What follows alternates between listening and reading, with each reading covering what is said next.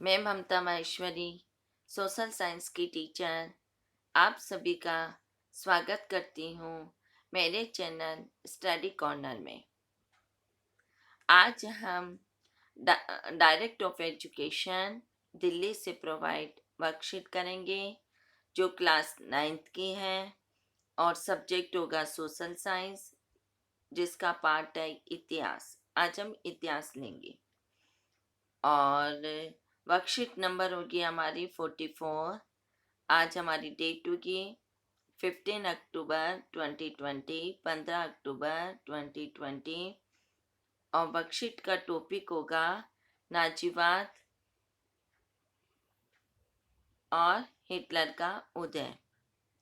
Number 2, हमने पिछली worksheet 43 में नाजीवाद और हिटलर का उदय 1 में की थी। उसमें किया था हमने मित्र राष्ट्र कौन कौन से देश हैं, केंद्र शक्तियों के देश कौन कौन से हैं, और वाइमर गणराज्य किस प्रकार लोकतांत्रिक हुआ था, वर्साई की संधि क्या थी, इसकी कठोर शर्तें क्या थी, और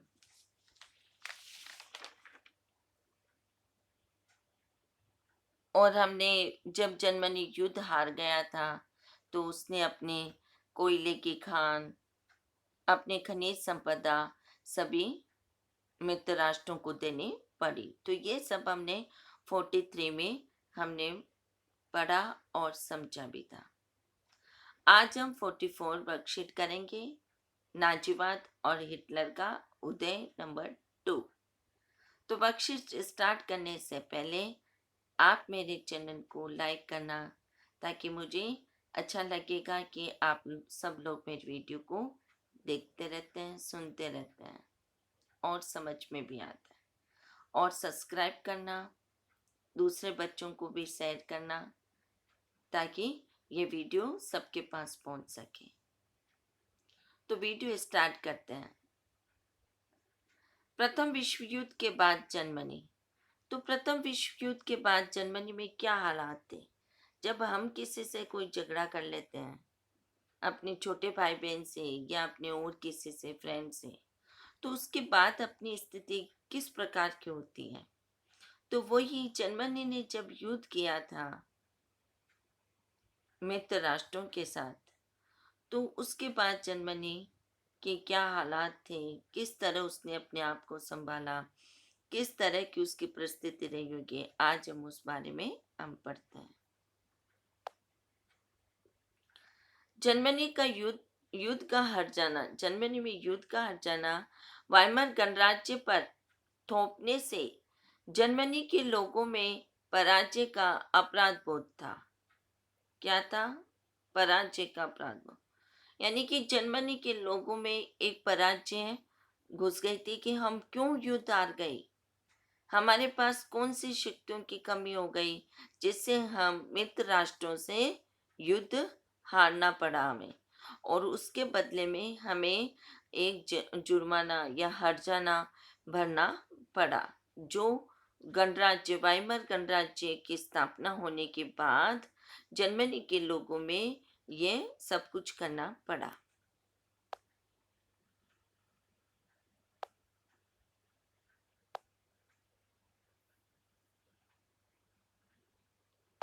राष्ट्रीय अपमान के साथ हर्जाना चुकाने की। राष्ट्रीय अपमान के साथ हर्जाना चुकाने की वजह से आर्थिक स्तर आर्थिक स्तर भी अपंग हो चुका था। मतलब हर्जाना चुकाते चुकाते कर्ज चुका, हम किसी से कोई कर्ज ले लेते हैं तो उसे चुकाते चुकाते हम खुद, हमारी आर्थिक स्थिति, हमारी खाने पीने की, हमारी रोजगार की, रोजमर्रा की जो चीजें हैं वो सब कम हो जाती हैं। तो इसी तरह जर्मनी में भी आर्थिक स्तर अपंग हो चुका था। अपंग का मतलब एक तरफ से उसके पास अब कुछ भी नहीं रहने लग गया, धीरे धीरे उसका आधा अंग गिरने लग गया, धीरे धीरे वह आर्थिक स्तर की ओर, आर्थिक स्तर कमजोर होने लगा। उसके पास रुपए पैसे सोना चांदी, वो जो भी रोजगार की चीजें थी वो सब कम होने लगी। वाइमर गणराज्य के हिमायतियों को नवंबर के अपराधी कहकर उनका खुलेआम मजाक उड़ाया गया। जब हम किसी से लड़ाई झगड़ा करते हैं तब हम उसका क्या करते हैं, उसकी कमियों का लेकर और उसका मजाक सबके सामने उड़ाते रहते हैं। और वैसे ही जर्मनी में क्या हुआ था, जर्मनी में जब वायरल गणराज्य लोकतांत्रिक हुआ था तो उसके हिमायतियों का मतलब है वहाँ के रहने वाले लोगों को नवंबर के अपराधी, नवंबर में युद्ध हुआ था, तो नवंबर के अपराधी कहकर कौन मजाक उड़ा रहे थे? मित्र राष्ट्र के सदस्य। मित्र राष्ट्र के जितने भी लोग थे, जितने भी सदस्य थे, वह वाइमर गणराज्य के सदस्यों का नवंबर का अपराधी कहकर उनका खुले आम मजाक, सबके सामने मजाक उड़ा रहे थे।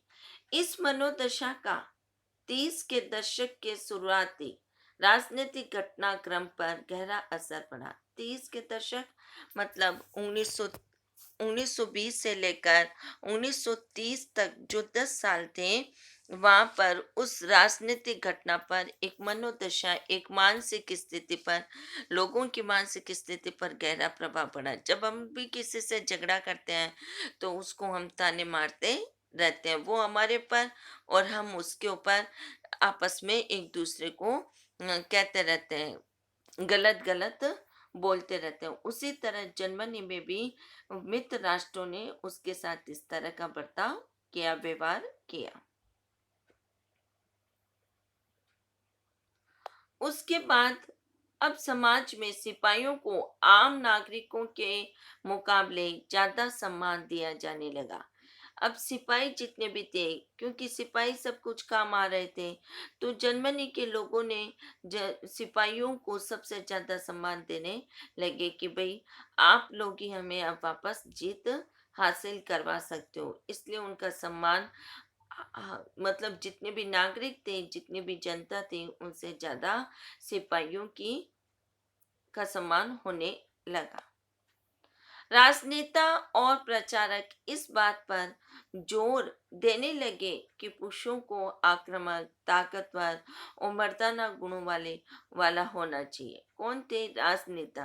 राजनेता और प्रचारक। राजनेता ये अब बात करने लग गए कि जितने भी लोग हैं जर्मनी के, या जब हम युद्ध करते हैं तब युद्ध के लिए क्या क्या चीजें हमें जरूरत होती है, मतलब एक आकर्षक होना चाहिए, एक एक्टिव होना चाहिए, ताकतवर होना चाहिए, उसमें मर्दाना यानी कि पुरुषों के गुण होने चाहिए।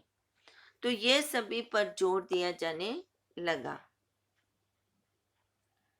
पुरुषों के बारे में ये सभी कि पुरुषों में इस तरह के गुण होने चाहिए, तो इन सभी बातों पर जोर दिया जाने लगा। सार्वजनिक जीवन में आक्रामक फौजी प्रचार और राष्ट्रीय सम्मान और प्रतिष्ठा के सामने बाकी सारी चीजें कम महत्व हो गई। मतलब जो जो सम्मान सिपाहियों को दिया जाने लगा था, वो राष्ट्रीय सम्मान और प्रतिष्ठा के सामने सारी चीजें फीकी, कम महत्व हो गई। उनका फिर बाद में कोई महत्व ही नहीं रहने लगा। अब दूसरा टॉपिक आता हमारा, नए राजनीतिक विचारों का उदय। नए राजनीतिक विचार कौन कौन से थे? तो नए राजनीतिक विचारों का उदय हुआ जब अब जर्मनी में सब अपमान ही अपमान होने लगा सब सदस्यों का, तो वहां पर एक पार्टी बनी और उस पार्टी में नए राजनीतिक विचारों का उदय होने लगा। तो इसके बारे में हम पढ़ते हैं। जर्मनी में भी रूस क्रांति से प्रेरित होकर, जर्मनी के लोग किससे प्रेरित हुए? रूस क्रांति। रूस क्रांति हमने पिछले वीडियो में पढ़ी हुई है। तो रूस की क्रांति से प्रेरित होकर बहुत सारे शहरों में मजदूरों और नाविकों की सोवियतें बनाई गई। सोवियतें का मतलब उनको व्यवस्था दी गई, उनकी एक अलग से पार्टी बनाई गई। और समाजवादियों, डेमोक्रेट्स और कैथोलिक गुटों ने वाइमर में राजनीतिक परिवर्तन के लिए प्रयास किए। अब ये तीन तीन आ गए विचारवादी लोग। एक फर्स्ट था समाजवादी, दूसरा था डेमोक्रेट्स और तीसरा था कैथोलिक। कैथोलिक वाइमर ने कैथोलिक इन तीनों ने मिलकर तीनों ही विचारक थे, मतलब समाज में सुधार करने वाले लोग थे। और उन्होंने अपनी अपनी पार्टी बनाई, अपने अपनी गुट बनाई। गुट का मतलब पार्टी बनाना।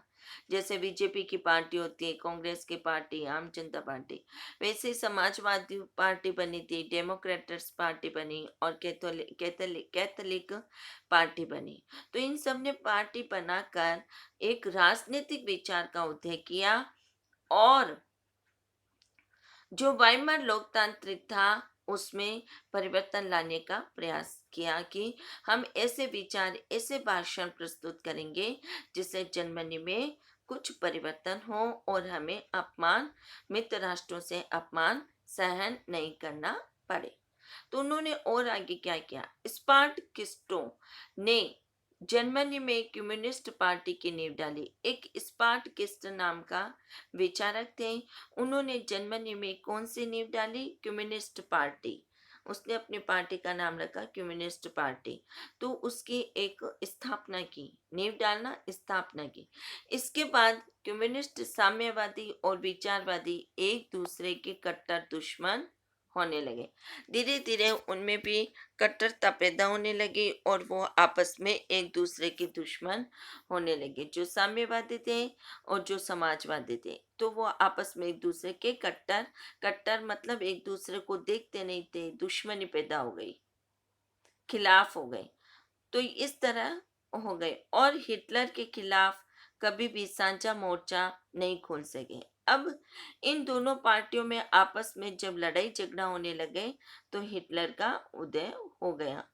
इस इस पार्टी, आप समाजवादी पार्टी और साम्यवादी पार्टी आपस में जब लड़ाई झगड़े और कट्टर दुश्मन हो गए, तब हिटलर ने अपना उदय कर लिया।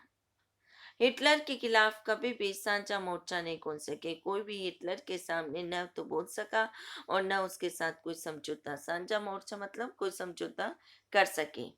क्रांतिकारी और उग्रवादी, उग्र राष्ट्रवादी दोनों ही खेमे रेडिकल समाधानों के लिए आवाजें उठाने लगे।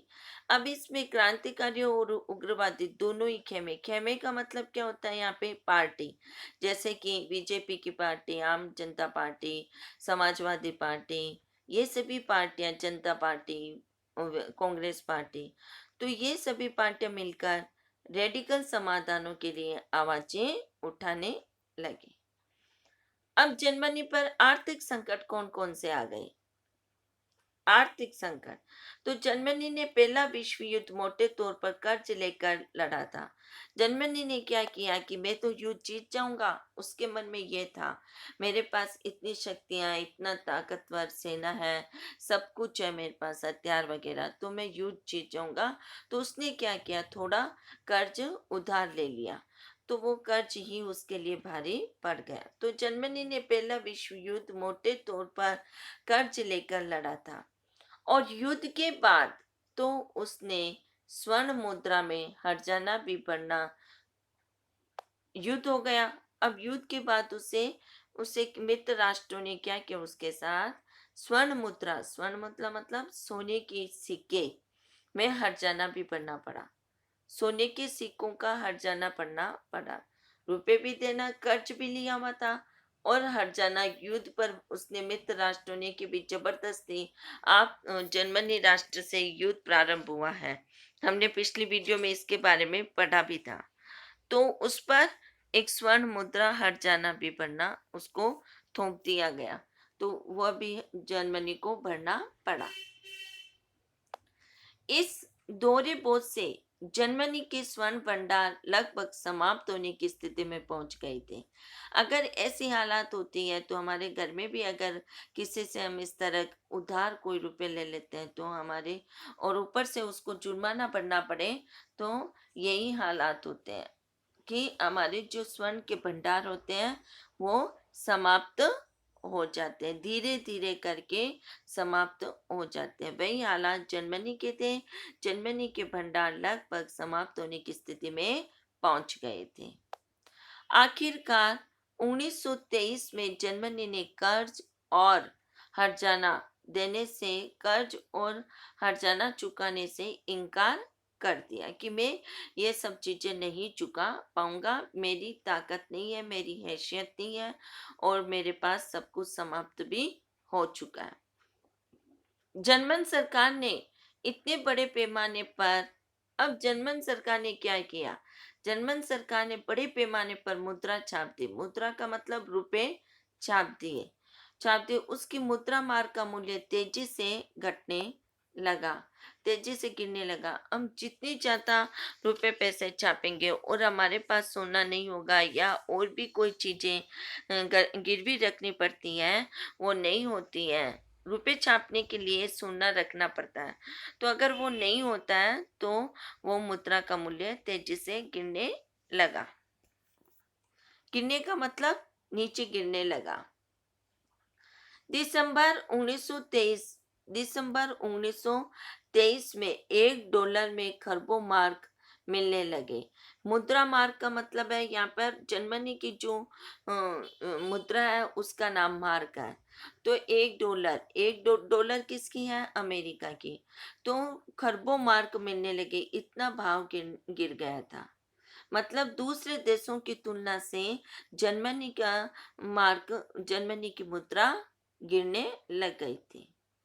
जैसे जैसे मार्क की कीमतें गिरती गई, जैसे जैसे मार्क की कीमतें गिरती गई, जरूरी जरूरी जरूरी चीजें की कीमतें आसमान छूने लगे। जैसे जैसे मार्क यानी कि उनकी मुद्रा की कीमतें गिरती गई, नीचे भाव गिरने लगे, तो चीजें भी कीमतें आसमान छूने लगे। यानी कि जो भी वस्तुएं हम खरीदते थे वो आसमान छूने लगे।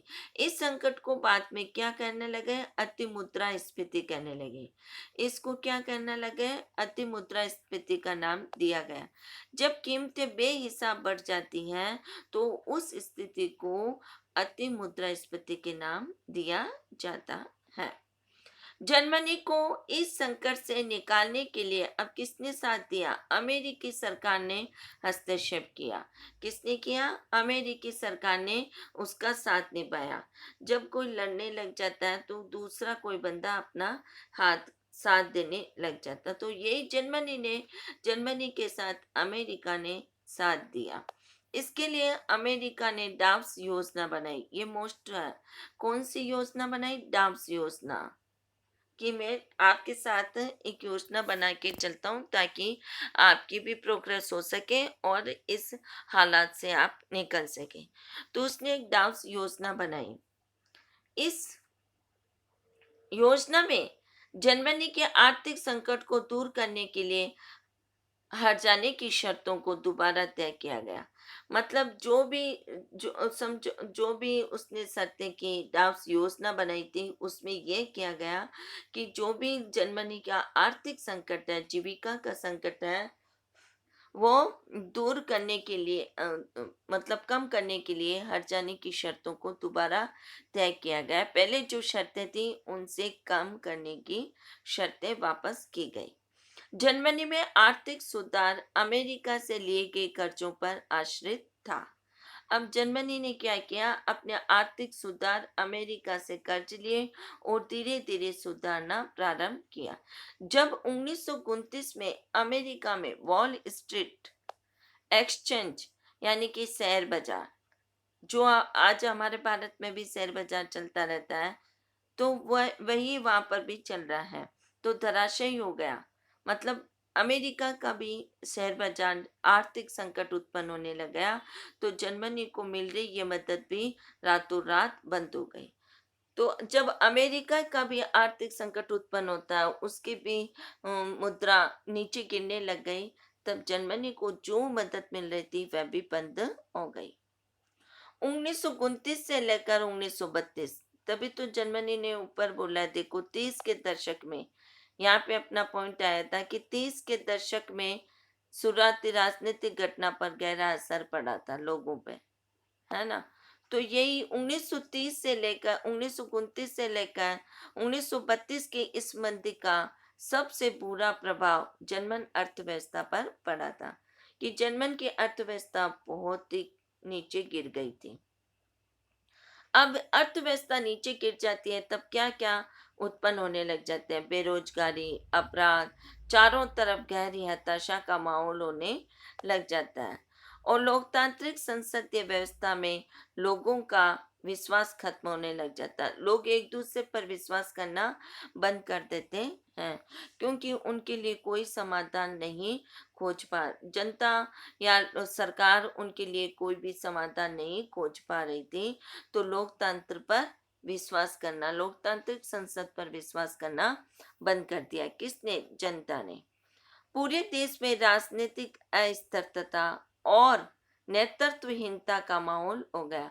और ऐसे जब अर्थव्यवस्था गिरने लग जाती है तो पूरे देश में किसके हालात हो जाते हैं? राजनीतिक अर्थ स्थिरता, मतलब जो राजनीतिक वे लोग हैं वो डगमग हिलने लग जाते हैं। उन पर कोई विश्वास करना बंद कर देता है। वो नेतृत्वहीनता का माहौल उत्पन्न हो जाता है। तो ये हमने बक्सिट का एक्सप्लेन किया है। आप सभी को समझ में अच्छे से आ जाएगा।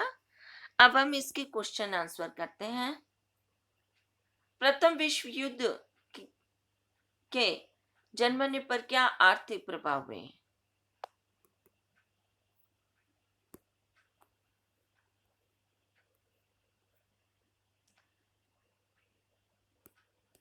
प्रथम विश्व युद्ध के समय जर्मनी पर आर्थिक प्रभाव किस प्रकार हुए? होगा, तो इसका आंसर होगा युद्ध का हट जाना वाइमर गणराज्य पर थोपने से जर्मनी के लोगों में पराजय का अपराध बोध था। राष्ट्रीय अपमान के साथ हर्जाना चुकाने की वजह से आर्थिक स्तर पर भी वह अपंग हो चुका था। प्रथम विश्व युद्ध के पश्चात जर्मनी में आर्थिक संकट पैदा हो गए और गणतंत्र आर्थिक संकट को दूर करने में असफल रहा।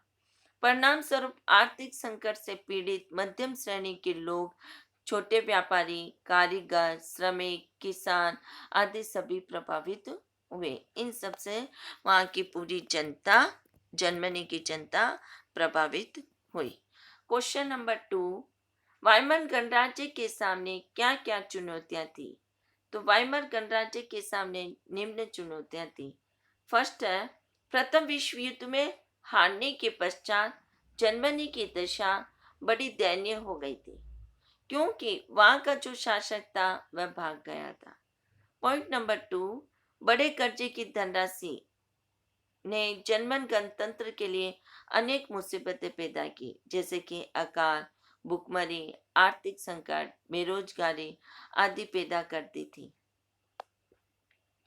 पॉइंट नंबर 3, मित्र राष्ट्रों के विभिन्न सदस्यों द्वारा जर्मनी का निरंतर निराधार आदर नहीं करना, सम्मान नहीं करना, निरादर करना करना भी गणराज्य के सामने एक प्रमुख चुनौती थी। अब हम क्वेश्चन नंबर 3 करते हैं। प्रथम विश्व युद्ध के बाद जर्मनी में आए नए राजनीतिक विचारों के क्या कारण थे? तो इसका आंसर होगा फर्स्ट पॉइंट, जर्मनी में भी रूसी क्रांति से प्रेरित होकर बहुत सारे शहरों में मजदूरों और नाविकों की सोवियतें बनाई गई। पॉइंट नंबर 2, समाजवादियों, डेमोक्रेट्स और कैथोलिक गुटों ने वाइमर में राजनीतिक परिवर्तन लाने के लिए प्रयास किए। पॉइंट नंबर 4, स्पार्टकिस्टों ने जर्मनी में कम्युनिस्ट पार्टी की नींव डाली। पॉइंट नंबर 4, इसके बाद कम्युनिस्ट, साम्यवादी और समाजवादी एक दूसरे के कट्टर दुश्मन हो गए और हिटलर के खिलाफ कभी भी साझा मोर्चा नहीं खोल सके। पॉइंट नंबर 5, क्रांतिकारी और उग्र राष्ट्रवादी दोनों ही खेमे यानी कि पार्टी रेडिकल समाधानों के लिए आवाजें उठाने लगे। अब क्वेश्चन नंबर 4 है, प्रथम विश्व युद्ध के बाद जर्मनी में किस प्रकार के सामाजिक विचारों को प्रमुखता दी जाने लगी? तो इसका पॉइंट नंबर 1 है, जर्मनी सामाजिक विचार का प्रसार दिन प्रतिदिन बढ़ रहा था। रूस, पॉइंट नंबर 2, रूस की 1917 की ईस्वी ईस्वी की क्रांति से प्रभावित होकर सामाजिक कार्यकर्ताओं ने जर्मनी में क्रांति लाने का प्रयत्न किया। पॉइंट नंबर थर्ड, हिटलर ने सामाजिक विचार के विनाशकारी परिणामों को जनता के सम्मुख रखा। पॉइंट नंबर फोर, उसने जनता में राष्ट्रीयता की भावना जागृत की और साम्यवाद के विरुद्ध भड़काकर उससे दूर रहने का उपदेश दिया। पॉइंट नंबर फिफ्थ, परिणाम स्वरूप जन साधारण और श्रमिक साम्यवाद के खतरों से बचने के लिए नाजी दल से में एक बड़ी संख्या में शामिल हो गए। ये क्वेश्चन नंबर फोर का आंसर। क्वेश्चन नंबर फिफ्थ, यदि कोई सरकार प्रतिवर्ष अनियंत्रित रूप से लाखों रुपए छापती रहे तो उसके क्या परिणाम होंगे? यह हमारे वर्कशीट का लास्ट क्वेश्चन है। इसका आंसर होगा जर्मनी। फर्स्ट पॉइंट, जर्मनी ने पहला विश्व युद्ध मोटे तौर पर कर्ज लेकर लड़ा था। यहाँ पे कर्ज है। पॉइंट नंबर टू, युद्ध के बाद उसे स्वर्ण मुद्रा में हर्जाना भी बनना पड़ा। इस दोहरे बोझ से जर्मनी के स्वर्ण भंडार लगभग समाप्त हो गए थे। पॉइंट नंबर थर्ड, 1923 में जर्मनी ने कर्ज और हर्जाना चुकाने से मना कर दिया। पॉइंट नंबर फोर, जर्मन सरकार ने इतने बड़े पैमाने पर मुद्रा छाप दी कि उसकी मुद्रा मार्क का मूल्य तेजी से गिरने लगा। Point number fifth,